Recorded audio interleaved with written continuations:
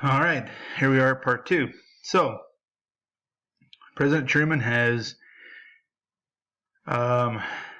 believes or put into practice the policy of containment with communism, and then now has expressed the Truman Doctrine, which basically says he's committed, and as the president, he's committed the United States to stop the spread of communism wherever it exists.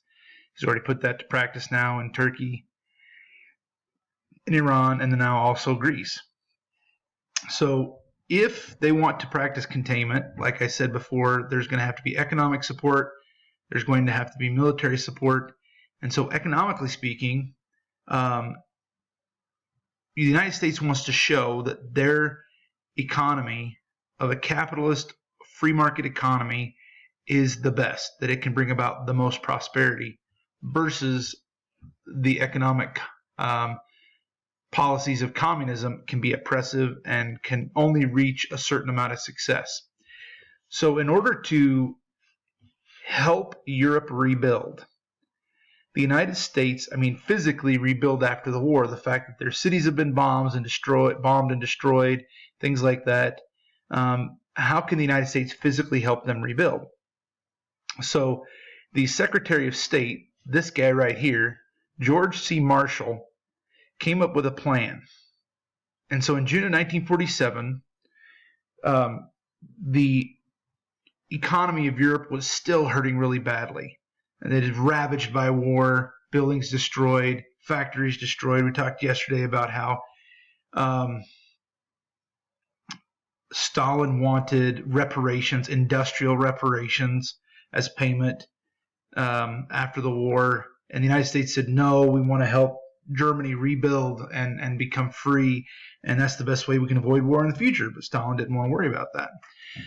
So Marshall's plan was that the United States should do whatever they could to give all these European nations all the aid that they need to rebuild their economies, to physically rebuild their factories, their homes, their buildings, their governments, things like that. If they do that, and then they turn around and do a free market capitalist society or economy just like the United States, they'll see the advantage of that, and they'll continue. We'll have converts basically to the American system of how things are done. And so Truman saw the Marshall Plan as a way to aid containment. And so the Marshall Plan was passed in Congress. And once again, Truman liked it, Marshall proposed it, but Congress had to pass it. Okay. So the Soviet Union in Eastern Europe began to copy the Marshall Plan by offering aid to countries that were within its sphere of influence, that were also communist countries that are to its west. Countries that we talked about yesterday, like Hungary and Ukraine and Bulgaria and places like that.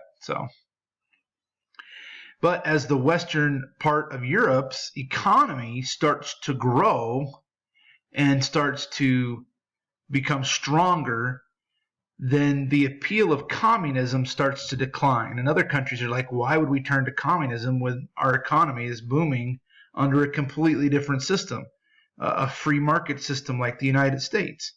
And so the Marshall Plan was basically there to make converts to the economic system of a free market system like America has. And it rebuilt Europe. So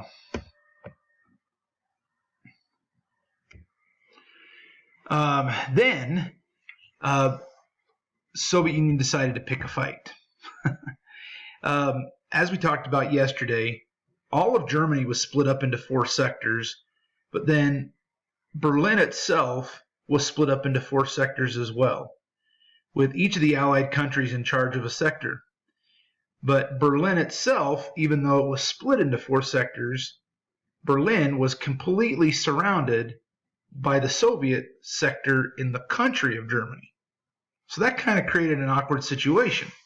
So in order to get to Berlin, you had to go through the Soviet Union section, but then when you got to Berlin, if you were in the French or the American or the British sector, you were in a free part of Berlin, but then there was the eastern part of Berlin that was controlled by the Soviet Union. So in order to try to and they kept demanding, they wanted the city of Berlin, all of the city of Berlin, like we talked about yesterday. And so they were putting demands on the United States and so on. You should back out, let us take over, things like that. The United States was not about to back down, okay, and just give Berlin over to the Soviet Union. Then there started to get this fight about currency. During World War II and during all of the Nazi reign in Germany, you have what's called the Reichsmark. That was the form of money that was in Germany. Unfortunately, it was very not dependable. The economy was crashed, obviously, and the Reichsmark was horribly inflated. And so Eastern Germany, which was under the influence of the Soviet Union, wanted to keep the Reichsmark. But the United States and Great Britain and France, all the Allies, announced they were going to help Germany establish a new form of money, and one that was going to be backed by better economic foundations. And so that's where the Deutschmark comes from. And so they said, we're going to introduce the Deutschmark in Western Berlin and the western part of Germany. And the Soviet Union said, we don't want that to happen. So the day that it was announced that the Deutschmark was going to go into effect, the Soviet Union decided they were going to shut down their area of Germany. And so any trucks, trains, trucks or trains or anything that was coming out of West Germany through the Soviet sector into Western Berlin couldn't come because the Soviet Union shut it all down. The only way that any allies could get in would be by air. And so the Soviet Union said, we're going to do this, and we're going to basically strangle Berlin off until it's given to us and we get what we want. And so that's what they did. They shut everything down. So June of 1948 to May of 1949, the United States and Great Britain and other allied countries decided that they were not going to back down to the Soviet Union. So if trains and roads were going to be blocked by the Soviet Union, then the Allies were going to bring everything that Western Berlin needed to survive in by air. And thus you have the beginning of the Berlin airlift. So for almost a year, all the Allied countries, mostly the United States and Great Britain, 24/7, 7 days a week for almost a year, plane after plane after plane after plane landing in Berlin and bringing them all the food, all the supplies that they would ever need to be able to ride out the Soviet stranglehold that they're trying to do on the rest of Western Germany and specifically Berlin.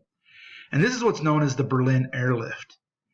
And so the blockade that the Soviet Union did, but then the Allies then start to perform the Berlin airlift. This, of course, was supporting Truman's containment plan.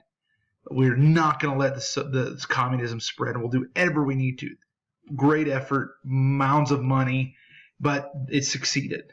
And the Soviet Union eventually backed down on this. And then you have the creation of what's called NATO. NATO is being talked about a lot nowadays. Okay, conflicts between Russia and the United States led to the United States and other Western European countries to create a military alliance, the North Atlantic Treaty Organization. That's what NATO stands for. Okay. And this began in 1949. And once again, it was these free countries of Europe, Western Europe, that were trying to come together, create an alliance to combat the spread of communism in the East. So you see this map here, you've got these original NATO members, but then you also have these red countries. These are countries that are communist countries that are under the influence of the Soviet Union. And likewise, they have set up communist countries. They're communist governments. So you got the list here: U.S., Belgium, Denmark, Portugal, Netherlands, Norway, Luxembourg, Iceland, Canada, Britain, France, and Italy. Now, today, in our time, you've got this situation where NATO has grown bigger. And Russia now is not in NATO still, but countries close to Russia want to be in NATO, like the Ukraine. Finland now is wanting to. Sweden is now wanting to come into NATO because they feel threatened by by Russia now, and they want to have that treaty alliance in order to help them try to fight off Russia if Russia gets these ambitions of attacking Finland or Sweden, like they did with the Ukraine. And so NATO is still a big part of what we're dealing with in the world right now. So the members of NATO agree that they will aid each other and back each other if any of them are attacked. So 6 years after the formation of NATO, West Germany was able to form their free government, and they were allowed to join NATO as well. Russia did the same. They copied NATO, and they had what they called the Warsaw Pact, and these were Eastern European countries that were already being controlled by the Soviet Union anyway, that were coming together to create their own little treaty to fight the free West. So, and then something terrible happens in the minds of the United States. China, who had been an ally with the United States during World War II, before World War II began, China had struggled to fight off a communist revolution. Okay? And then during the war, both the communist people and the free people of China kind of put their differences aside to fight off Japan. And so after the war was over, that fight between a free China and a communist China came up again. Neither side was able to win. Neither side was able to compromise. And then finally, in 1949, the communists of China were able to rebel fully and successfully against the free government of China and establish the People's Republic of China, the Communist People's Republic of China. And here you've got a picture. Notice who's there on the right of the picture. You've got Mao Zedong, who is the leader of the Chinese Communist Revolution. But then you've got pictures of Stalin. You've got a picture of Lenin. You've got a picture of Frederick Engels and Karl Marx, who were the founders of communism.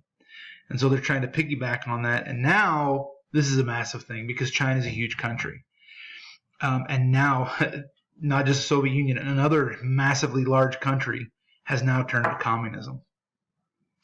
And so in September of 1949, Russia announced that not only, were they supportive of China becoming a communist country, but they also announced in September 1949 that they had successfully tested their first atomic bomb. And so now the atomic fight between the two countries is definitely coming to a head. So the USSR, the Soviet Union, began relationship with China, a communist relationship. That brings us the Korean War ultimately.